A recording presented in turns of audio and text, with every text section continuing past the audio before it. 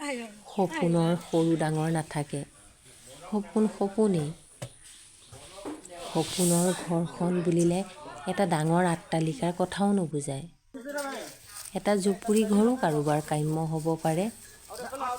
কিন্তু সকলোৰে বাবে এখন সুন্দৰ বাসগৃহ নিৰ্মাণ কৰাৰ কিছুমান দূৰদৰ্শী সপোন থাকে। এই সপোনবোৰ বাস্তৱত সম্পূৰ্ণ কৰিবৰ বাবে মানুহে মনত কিছুমান সুপ্ত আশা পুহি ৰাখে। এই ঘৰ সজাৰ কামটোৰ লগত মানুহৰ আৱেগ অনুভূতিবোৰ জড়িত হৈ থাকে। এনেকৈয়ে এখন নতুন ঘৰ সাজিবৰ বাবে আমাৰ ডাঙৰ দাদাই এটা শুভ দিন চাই ভকতৰ আশীষ লৈ আজি তেওঁ নতুন ঘৰৰ খুঁটা পুতিলে।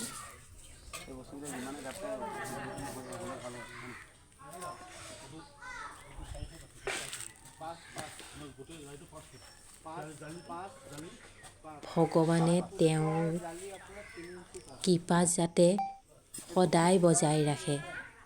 সি যি আশাৰে ঘৰখন বনাইছে সেই আশা যাতে তাৰ পূৰ্ণ হয় আৰু অতি সোনকালে এখন সুন্দৰ ঘৰ নিৰ্মাণ হৈ উঠক।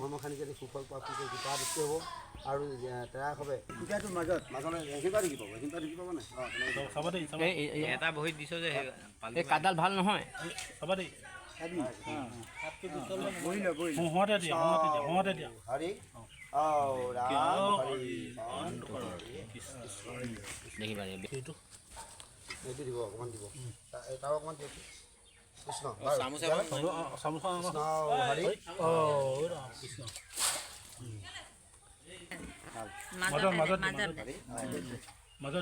এবাৰ দিয়া তিনিবাৰ দিয়া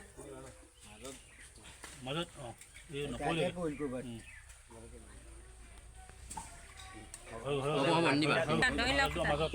ধৰি ল কৃষ্ণ আৰু দুবাৰ মনত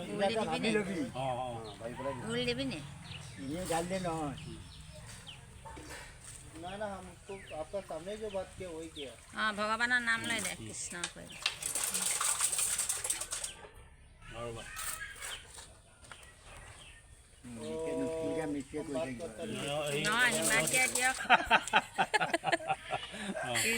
कृष्ण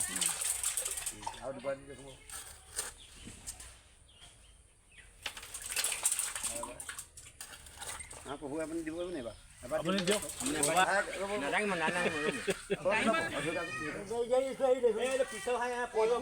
চিন্তা কৰিব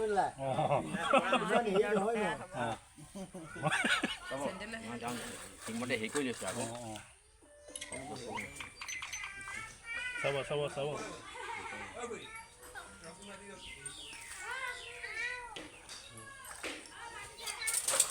काम कर रहा बेटा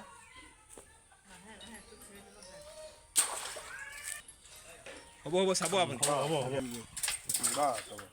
তই দিদি পাপা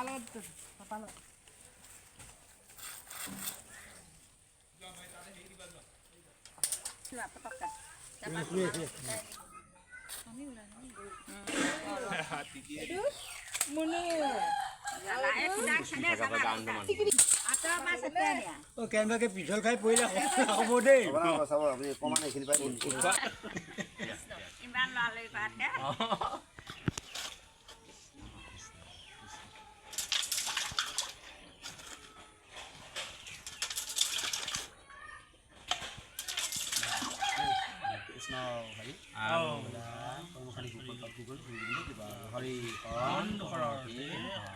চাৰিগছ সিফালে জেগা এটা থৈ দিব লাগে এইখিনিতে থাকিব লাগিব